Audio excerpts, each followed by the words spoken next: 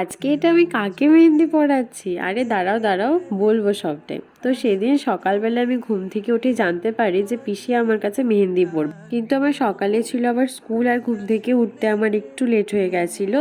তার মধ্যে আমি একটু টাইম বের করে পিসিকে মেহেন্দি পড়াচ্ছিলাম। আর এই পিসিটা কে আগে সেটা বলি। ছোটবেলায় আমাদের পাড়াতে আমরা যতজন মেয়ে ছিলাম সবাইকে এই পিসি মেহেন্দি পরিয়ে দিত। দুর্গা পুজোতে, সরস্বতী পুজোতে পিসির কাছেই আমরা সবাই মেহেন্দি পরতাম।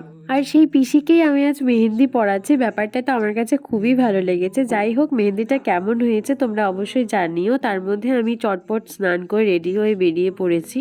স্কুলে তো এখন নতুন নার্সারির বাচ্চারা এসেছে, আর নার্সারির বাচ্চাদের কথা তো জানোই, কেউ কান্না করে, কেউ চুপচাপ বসে থাকে, কেউ আবার পড়তে চায় না। এদিকে দেখো একজন চুপচাপ বসে আছে, আরেকজন মাটিতে শুয়ে আছে, ওদিকে একজন দাঁড়িয়ে আছে, মানে যা নয় তা অবস্থা।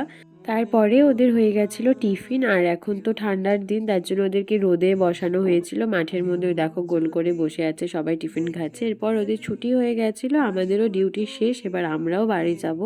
আর আজকের ব্লগটা তোমাদের কেমন লাগলো তোমরা অবশ্যই কমেন্টে জানিও। আর হ্যাঁ, লাইক কমেন্ট করতে কিন্তু ভুলো না। বাই।